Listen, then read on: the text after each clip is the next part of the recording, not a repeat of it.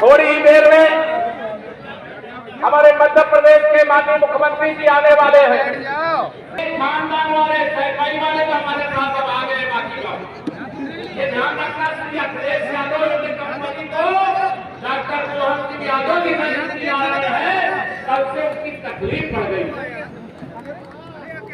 मैं आप सब लोगों को ये कहना चाहता हूँ, अगर रियासत में सियासत न मिली होती तो क्या श्री अखिलेश यादव जी उत्तर प्रदेश के मुख्यमंत्री बन पाते क्या?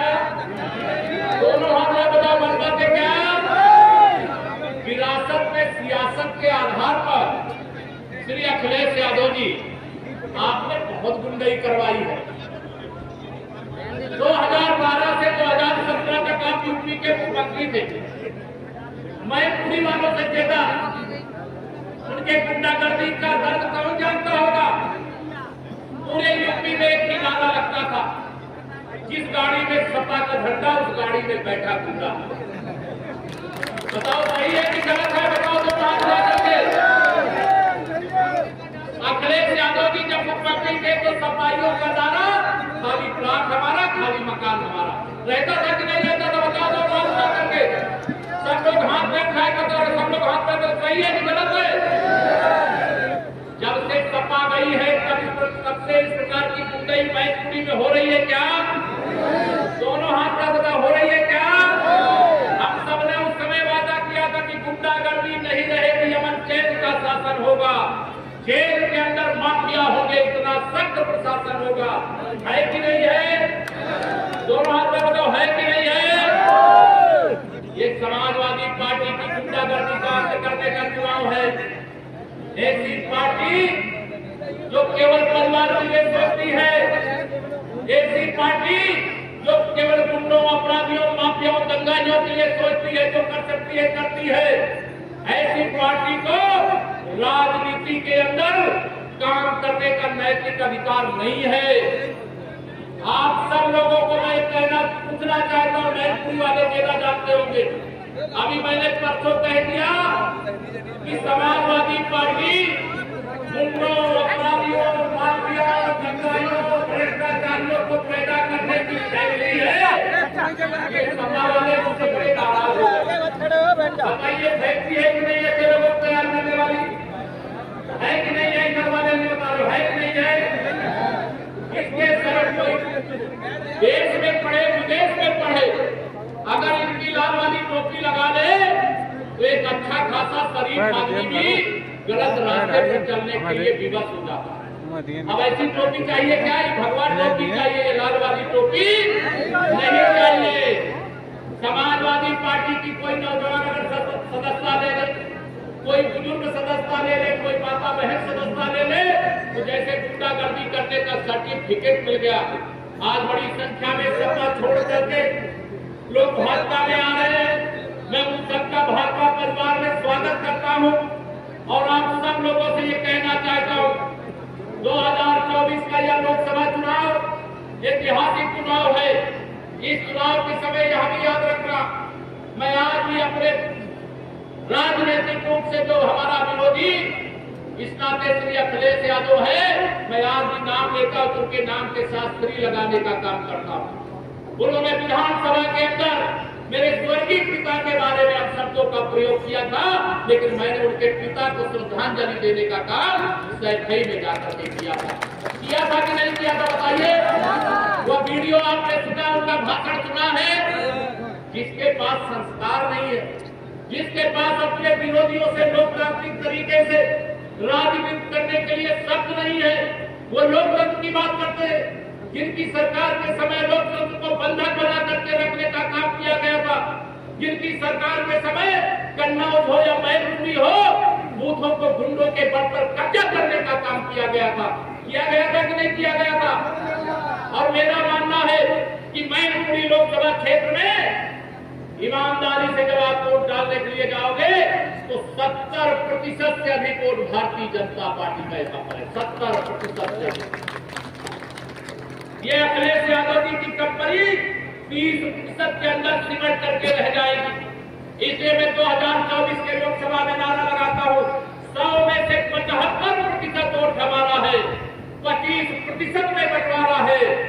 बंटवारे में भी हमारा है कि नहीं है? माननीय नरेंद्र मोदी जी के नेतृत्व में, आदरणीय योगी जी के नेतृत्व में हमारी सरकार ने सबका साथ सबका विकास किया है कि नहीं किया है? दोनों हाथ में अगलो किया है कि नहीं किया है? अगर दिल्ली से मेरे माननीय नरेंद्र मोदी जी प्रधानमंत्री किसान सम्मान निधि का पैसा 2-2 हजार भेजते हैं, तो बताइए सभी किसानों को मिलता है कि नहीं मिलता है? दोनों हाथ में तो मिलता है कि नहीं मिलता है? जब वह लखनऊ से हमारे माननीय मुख्यमंत्री योगी आदित्यनाथ जी के मार्गदर्शन में प्रधानमंत्री गरीब कल्याण अन्न योजना का राशन देश में 80 करोड़ और उत्तर प्रदेश में 15.5 करोड़ लोगों को दिया जाता है फ्री में, बताइए मिलता है कि नहीं मिलता है? दोनों हाथ में मिलता है। हमारी सरकार सबका साथ सबका विकास करती है।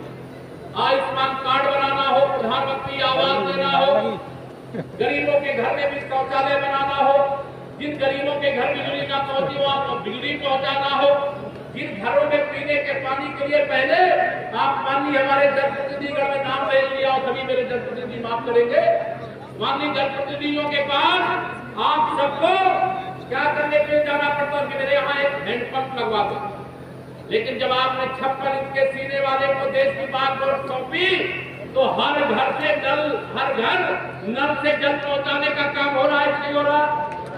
दोनों हाथ का हो रहा है कि नहीं हो रहा है? हिंदू या मुसलमान या अगली जाति या पिछड़ी जाति या सूची जाति कोई भेदभाव किया जा रहा है क्या? दोनों हाथ में बताया करो मुझे पूरी बात, किया जा रहा है क्या? नहीं किया जा रहा है। हमारी सरकार सबका साथ सबका विकास करती है, सबको सम्मान देती, सबको स्थान देती है और उत्तर प्रदेश में लगातार दूसरी बार आप सब कार्यकर्ताओं की तरह केशव प्रसाद मौर्य भी एक कार्यकर्ता है। कार्यकर्ता से बड़ा मेरे लिए कोई नहीं होता। मेरे परिवार से जुड़े हुए भी बहुत सारे लोग यहाँ पर बैठे हुए हैं। मैं सबको कहना चाहता हूँ, अगर मध्य प्रदेश में कोई सोचा था क्या कि डॉक्टर मोहन सिंह यादव जी मुख्यमंत्री बने? कोई सोचा था? दोनों हाथ में बताओ, सोचा था कोई? लेकिन भारतीय जनता पार्टी एक ऐसी पार्टी है कि अभी अपने किसी भी कार्यकर्ता को मुख्यमंत्री भी बना सकती है और एक चाय बेचने वाले, एक पिछड़ी जाति से आने वाले, एक गरीब माँ बाप के बेटे को प्रधानमंत्री भी बना सकती है और मुख्यमंत्री भी बना सकती है। अभी पिछले दिनों आपने देखा होगा हरियाणा के अंदर हमारे नायक सिंह सैनी जी वहां मुख्यमंत्री बनाए गए, मालूम है कि नहीं मालूम है आप लोगों को? अभी बिहार में सम्राट चौधरी जी वहां पर मुख्यमंत्री बनाए गए, वहां के प्रदेश अध्यक्ष भी हैं। 2016 में 8 अप्रैल को मुझे यूपी प्रदेश का भाजपा का अध्यक्ष बनाया गया और जब आप सबके आशीर्वाद से पूरे उत्तर प्रदेश में 325 विधायक जीत गए और सैफई की सत्ता, सैफई माने मान लेना आप लोग, मैं सैफई पूरे गांव सभा के पूरे क्षेत्र को नहीं कहता, एक खानदान को कहता हूं। जब इनकी सत्ता छिड़ गई तो सबसे अधिक किसको निशाने पे लेते हैं बताओ? किसको लेते हैं? केशव प्रसाद मौर्य को गाली देते। अभी मैं एक दिन सुन रहा था श्री अखिलेश यादव जी कहे कि केशव प्रसाद गुंडा है। श्री अखिलेश यादव जी, अगर आपने संघर्ष करके राजनीति की होती तो अपराधी और गुंडे और आंदोलनकारी का मतलब आपको समझ में आता। विरासत में सियासत मिल सकती है लेकिन बिजली आपको नहीं मिलती। इसलिए मेरे साथियों, मैं आप सबसे 2024 के लोकसभा चुनाव, यह ऐतिहासिक चुनाव है, ये गरीब कल्याण के लिए समर्पित चुनाव है। देश को 2047 तक विकसित भारत बनाने का चुनाव है। विकसित भारत का मतलब गरीब अमीर हो जाएगा। अब अगर गरीब अमीर हो जाएगा तो सपा बसपा कांग्रेस जैसे लोगों का की दुकान में ताला लग जाएगा। ताला तो अभी भी आपने लगा दिया है, लेकिन इनकी दुकान में ताला लग जाएगा। इनको मालूम है कि अगर गरीबी गिर गई, लोग शिक्षित हो गए, लोगों की जो जरूरत है वो पूरी हो गई, तो फिर इनको कोई पूछेगा क्या? बताओ, जिन लोगों ने इन्हें वोट दे, जो लोग इन्हें वोट देते थे, ये उनका भला जब सत्ता में थे, चाहे सपा वाले, चाहे बसपा वाले, चाहे कांग्रेस वाले, ये जिन लोगों ने इन्हें वोट दिया उनका भला किए थे क्या कभी? इन्होंने अपनी तिजोरियां भरने का काम किया, इन्होंने देश को, प्रदेश को लूटने का काम किया। विकास के नाम पर पैसा आवे तो 100 रुपया में से 85 रुपया हमारा है। अगर कोई गरीब कल्याण का पैसा आवे तो कांग्रेस के प्रधानमंत्री श्री राजीव गांधी जी संसद में खड़े होकर के कहते थे कि हम दिल्ली से 1 रुपया भेजते हैं तो जिनके लिए भेजते हैं 15 पैसा पहुंचता है। बताओ किसी को याद है? और अब मेरे पास नरेंद्र मोदी जी ने देश के जिन लोगों का बैंक में खाता नहीं था 52 करोड़ लोगों का प्रधानमंत्री जन धन योजना में खाता खोला, 10 साल में 34 लाख करोड़ रुपया भेजा और पूरा 34 लाख करोड़ रुपया लोगों के खाते में गया। आपको सम्मान निधि आई होगी, आपको आवास की निधि आई होगी, आपको उज्ज्वला योजना की निधि आई होगी, आपको इनके घर शौचालय बनाने की निधि आई होगी। बताइए कोई उसमें से पैसा काट करके आया कि पूरा पैसा आया? ये मोदी जी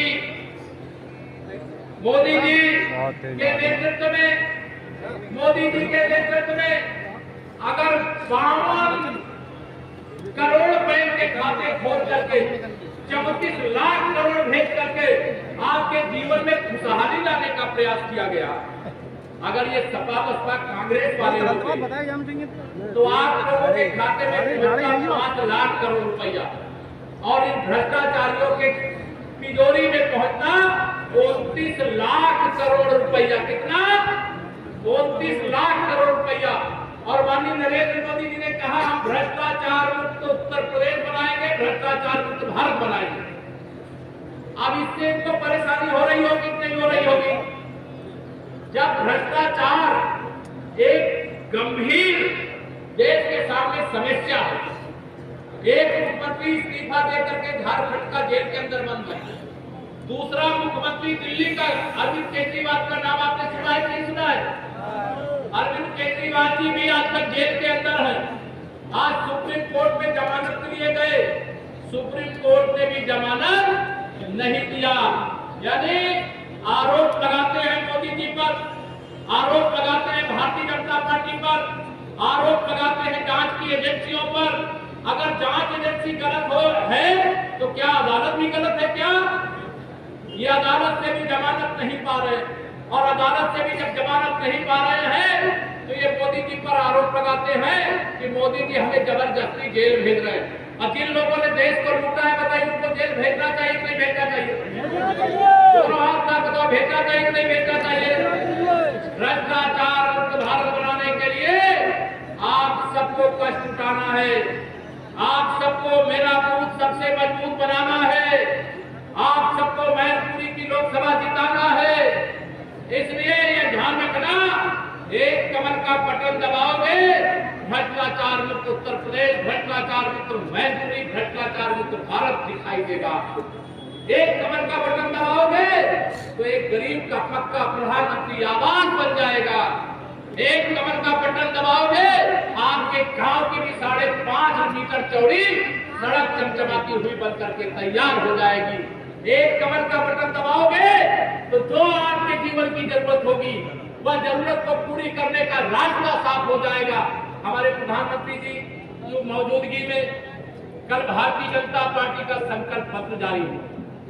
70 साल से जो अधिक बुजुर्ग हैं, कई लोगों के अभी आयुष्मान खाते नहीं, आयुष्मान योजना के अंतर्गत इलाज कराने का कार्ड नहीं बना रहा होगा। प्रधानमंत्री जी ने की उपस्थिति में भारतीय जनता पार्टी के संकल्प पत्र में कहा गया है जो 70 साल से ऊपर की उम्र के हैं उन सभी देशवासियों को साल भर में 5 लाख रुपए तक का इलाज कराने के लिए आयुष्मान भारत कार्ड बना करके दिया जाएगा। जो हमारे दिव्यांग भाई बहन हैं, बहुत सारे लोगों को अभी प्रधानमंत्री आवास नहीं मिल पाया होगा, उनकी जरूरत भी नहीं होगी तब भी नहीं मिल पाया होगा। वादा किया गया है कि अभी 4 करोड़ से अधिक आवास बना चुके हैं, 3 करोड़ प्रधानमंत्री आवास और बनाए जाएंगे, उसमें दिव्यांगों को प्राथमिकता प्रदान करने का काम किया जाएगा। कल के संकल्प पत्र में यह घोषणा की गई है। मेरे प्रधानमंत्री जी ने कहा हम फ्री में बिजली तो नहीं देंगे, लेकिन गरीबों के घर में तो घर को सूर्य घर बनाएंगे। सूर्य की ऊर्जा से, सोलर के माध्यम से बिजली पैदा होगी और जो आप अपने घर में बिजली जलाओगे वह तो फ्री में जला ही लोगे, जो बिजली बढ़ेगी उसे ग्रिड में डालोगे, साल में 15 से 18 हजार रुपया आपके बैंक खाते में मोदी जी की योजना से आ जाया करेगा। यह मोदी जी के नेतृत्व का कमाल है। आप सब बताओ, मैनपुरी इसमें बाकी रह गया ना? अगर इस देश में भारतीय जनता पार्टी पूरे बहुमत से सत्ता में नहीं आती तो क्या जम्मू कश्मीर से 370 हट पाती? क्या दोनों हाथ का कदम हट पाती? क्या नहीं हट पाती। और माननीय नरेंद्र मोदी जी के नेतृत्व में हम 2014, याद रखना, 2014 जब श्री अखिलेश यादव जी यूपी के मुख्यमंत्री थे, उत्तर प्रदेश में 73 लोकसभा सीटें जीते थे। कितनी? 73। जब ये मुख्यमंत्री थे तब हम 73 जीते। अब तो सफा है पूरी तरह से। अब तो हमें 80 में से 80 जीतना, 80 में 80 जीतना है। और हमारे प्रधानमंत्री जी ने कहा है, अगर जम्मू कश्मीर से 370 हटी है तो आप सबका भी कुछ मतलब है कि नहीं? 370 हटने का मतलब क्या है? जितना वोट पिछली बार मिला था वह पूरा अपने अपने बूथ का हिसाब लगाना। हर बूथ पर 370 कमल के फूल और अतिरिक्त रूप से खिलाना। और 2000 से अधिक बूथ है यहाँ पर। अगर आपने 2000 बूथों में 370 खिलाया तो कितना हो जाता है? 7,40,000 वोट बढ़ जाता है। कर सकते हो? आप सब बताओ, कर सकते हो? सपा के गुंडों से डर तो नहीं लगता? अब ये भी डर नहीं है कि चुनाव के बाद फर्जी मुकदमे में फंसा करके आपको जेल भेज देंगे, ऐसा तो डर नहीं है आपको? नहीं है। दोनों हाथ को बताओ, डर है कि नहीं है? जब इनकी सरकार थी 2014 में, प्रेम सिंह साक्य जी यहाँ से चुनाव लड़ रहे थे। 14 में साक्य लड़ रहे, कोई और लड़ रहे?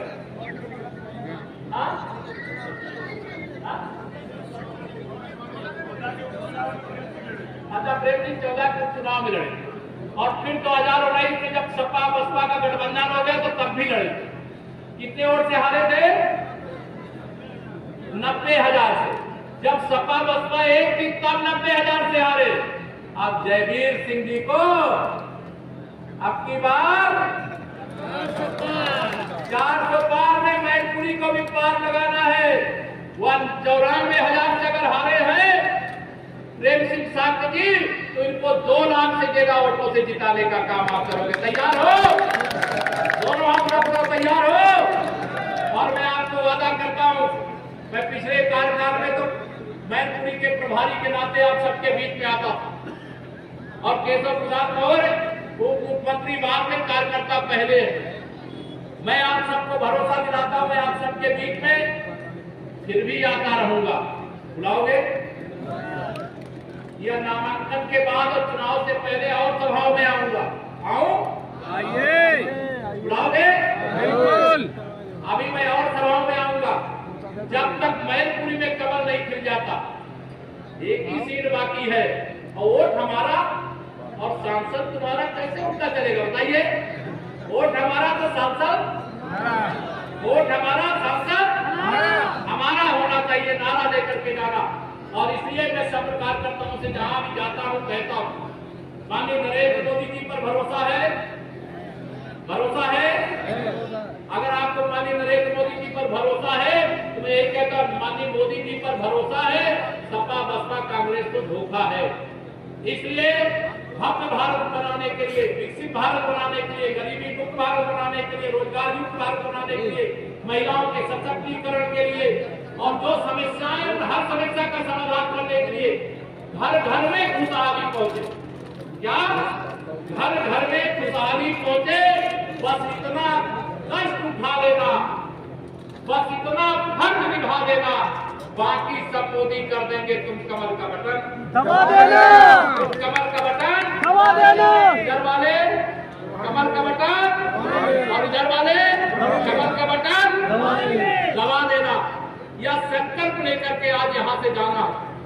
सपा 370 वोट प्रति बूथ बढ़ाना है। ये केशव प्रसाद मौर्य भी कह रहा है और हमारे प्रधानमंत्री माननीय श्री नरेंद्र मोदी जी ने भी कहा है कि मेरी ओर से सभी कार्यकर्ताओं से कहते हैं। रामलला का भव्य मंदिर कितने साल बाद बना है बताओ? 500 साल बाद बना है रामलला का भव्य मंदिर उनके जन्म स्थान पर। अगर माननीय नरेंद्र मोदी जी देश के प्रधानमंत्री नहीं होते तो क्या रामलला का भव्य मंदिर उनके जन्म स्थान पर बनता? क्या नहीं बनता? सब लोग हाथ उठा के बता रहे, बनता क्या? फिर कोई सपा बसपा कांग्रेस जैसे लोग सत्ता में होते वो क्या करते? अगर राम भक्त अयोध्या जाते तो उनको ऊपर गोली चलवाते, उनके ऊपर लाठी चलवाते, उनको जेल भेजते। लेकिन यह संघर्ष सफल रहा, रामलला का भव्य मंदिर बन गया। इस बार के संकल्प पत्र में वादा किया गया है हमारी सरकार 4 बजे 400 पार फिर एक बार प्रचंड बहुमत की मोदी सरकार सामान्य नागरिक कानून भी बनाने का काम करेंगे। ये संकल्प पत्र में वादा किया गया। आप बताओ, एक देश में एक बार चुनाव होना चाहिए कि बार बार चुनाव होना चाहिए? एक बार। लोकसभा विधानसभा बार बार चुनाव होने से जनता का फायदा होता है? होता है? नहीं होता है। अभी संकल्प पत्र में वादा किया गया है अगर हमारी सरकार 400 पार के साथ आप सबके आशीर्वाद से आएगी तो हम इस देश में एक साथ चुनाव कराने का काम किया जाएगा, जिससे 5 साल विकास का काम हो, फिर 5 साल में चुनाव हो, फिर 5 साल विकास का काम हो। बार बार चुनाव से देश का भला नहीं होता, देश के लोगों का भला नहीं होता, देश के पैसे की बर्बादी होती है, सरकारी मशीनरी का दुरुपयोग होता है। इसलिए 5 साल में एक बार चुनाव या भारतीय जनता पार्टी के संकल्प पत्र में वादा किया गया। अभी हमारे जयवीर सिंह जी बता रहे थे 2029 में क्या बता रहे थे कि अगर भारतीय जनता पार्टी की सरकार नहीं होती तो क्या जो सर्जिकल स्ट्राइक और एयर स्ट्राइक हुई है वो हो पाती? क्या नहीं हो पाती? सर्जिकल स्ट्राइक एयर स्ट्राइक हो पाती? क्या नहीं हो पाती? वो क्यों हो पाई है? क्योंकि आपने कमर का बटन दबाया। हमारी सेना के जवान वही हैं, हमारी सेना वही है, लेकिन जब सपा बसपा के समर्थन से केंद्र में कांग्रेस की सरकार थी तो वह तुष्टीकरण की राजनीति के लिए, पाकिस्तान को खुश रखने के लिए, वोट बैंक को सुरक्षित रखने के लिए वह ऐसा काम करते थे जो उनको नहीं करना चाहिए था और हमारे सेना और हमारे नागरिकों का बलिदान होता था। आज आतंकवाद अंतिम सांस ले रहा है कि नहीं ले रहा है? ले रहा है। अगर आपने एक कमर का बटन दबाने से पाकिस्तान के कब्जे वाले कश्मीर में तिरंगा फहरा सकता है तो आपको कमर का बटन दबाना चाहिए कि दबाना चाहिए? दबाना चाहिए। देश के हमारे गृह मंत्री जी ने संसद में क्या कहा था? उन्होंने कहा था कि पाकिस्तान के कब्जे वाले कश्मीर को लेकर के विपक्ष वाले सवाल उठाए और जब सवाल उठाए तो उन्होंने कहा था पाकिस्तान के कब्जे वाला कश्मीर भी हमारा है और उस कश्मीर के लिए वहां तिरंगा फहराने के लिए अगर प्राणों का बलिदान देना पड़ेगा तो भी पीछे नहीं हटेंगे। ये भारत के गृह मंत्री श्री अमित शाह जी संसद में कहा था कि नहीं कहा था? कहा था। इसलिए मेरे भाई बहनों, आप सब लोग मैनपुरी लोकसभा क्षेत्र से जुड़े हुए लोग हो और 2024 का यह जो लोकसभा चुनाव है, इस लोकसभा चुनाव में एक तरफ इंडी गठन है, भ्रष्टाचार के खिलाफ है, का गैंग है और अपराधों का गरीबों के खिलाफ, किसानों के खिलाफ, मजदूरों के खिलाफ, महिलाओं के खिलाफ, नौजवानों के खिलाफ अनर्गल प्रयास करता है। कहता लोकतंत्र खतरे में है। मेरे भाई बहनों, लोकतंत्र खतरे में नहीं है। मैं अगर मैनपुरी वाले से पूछूं, आपसे पूछो जब लोकतंत्र खतरे में है नहीं है, अखिलेश यादव जी का भविष्य खतरे में, भविष्य खतरे में। बताओ क्या खतरे में है? भविष्य। लोकतंत्र मजबूत था, मजबूत है और मजबूत होगा, लेकिन श्री राहुल गांधी जी की कुंडली में प्रधानमंत्री बनने और श्री अखिलेश यादव जी की कुंडली में मुख्यमंत्री बनने का दोबारा चांस अब नहीं आने वाला है। कोई मिल ही ना रहा, पता नहीं खतरे में लग रहा है। रोज दुष्प्रचार करते हैं, गुमराह करते हैं। देख रहे मोदी जी आ जाएंगे, 400 सांसद बना लेंगे तो संविधान बदल देंगे। अरे मेरे भारत रत्न बाबा साहब भीमराव अंबेडकर का बनाया हुआ संविधान हमको बदलने वाले नहीं है। अगर तुम्हारे मन में कोई मंशा है तो वह भी कभी पूरी नहीं हो सकती, क्योंकि 2024 में खड़े होकर के मैनपुरी की धरती से मैं पूरे विश्वास से कह सकता हूं कि अभी 2047 तक देश में भी प्रदेश में भी भारतीय जनता पार्टी है और रहेगी। इसको लेकर के किसी को भ्रम है क्या? 2047 तक जब तक विकसित भारत नहीं बन जाएगा तब तक कमल का फूल खिला रहेगा। या विश्वास लेकर के आप सब यहाँ से जब जाएंगे, अभी डॉक्टर मोहन सिंह जी आएंगे और उनको आप सब सुनेंगे और उनको सुनने के साथ ही, क्योंकि मुझे अभी मुरादाबाद भी एक कार्यक्रम में जाना है, मैं माननीय जयवीर सिंह जी और यहाँ हमारे अध्यक्ष जी और सभी पदाधिकारियों से यह कहना चाहता हूँ कि आगे जो भी कार्यक्रम मैनपुरी सहित 5 लोकसभा क्षेत्र विधानसभा क्षेत्रों में आप रख लीजिए, मैं सभी जगह आऊंगा।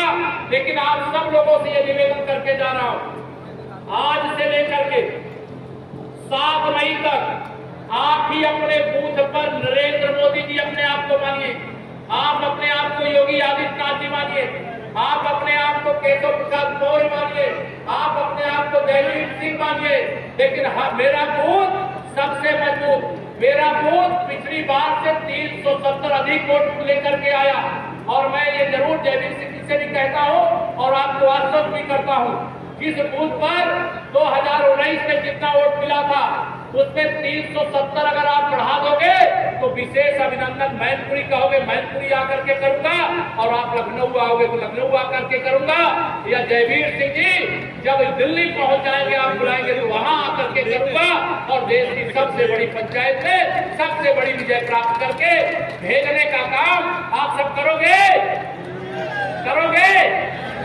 अपने साथ के खड़े होइए, अच्छा जरा खड़े होइए सब लोग अपने साथ। एक माला लाओ भाई, एक माला लाओ, आगे आप सब लोग अगर कह रहे हो दोनों हाथ ला करके, देखिए मोदी जी जो कहते हैं वो करते हैं, योगी जी जो कहते हैं वो करते हैं, और केशव प्रसाद मौर्य जो कहता है वो करता है। अगर आप सब सहमत हो तो ये माला मैं विजय की माला 7 मई को मतदान के माध्यम से 4 जून को मतगणना के आधार पर मैं जयवीर सिंह जी को पहना दूं, पड़ेगा, तैयार हो? ये गर्मी रहेगी, गर्मी में निकलोगे घर से, सपा के गुंडों अपराधियों से डरोगे तो नहीं? पहनाना माला और जाकर के आशीर्वाद दीजिए आप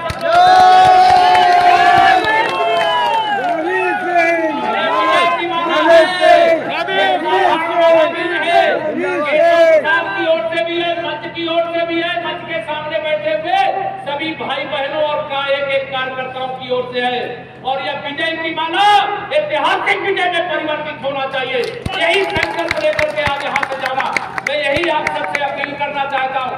चुनाव के प्रचार के बीच में अभी फिर आऊंगा, लेकिन आज नामांकन की सभा है, विजय यात्रा यहाँ से शुरू होनी चाहिए, और विजय यात्रा 4 जून 400 पार, फिर एक बार प्रचंड बहुमत की मोदी सरकार, उस सरकार के साथ जयवीर सिंह जी आपका प्रतिनिधित्व करे, ऐसी शुभकामना देता हुआ अभी तो यहाँ बहुत लोग आए।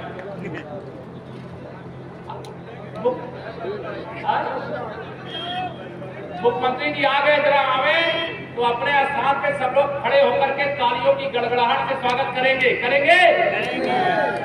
खुश हो?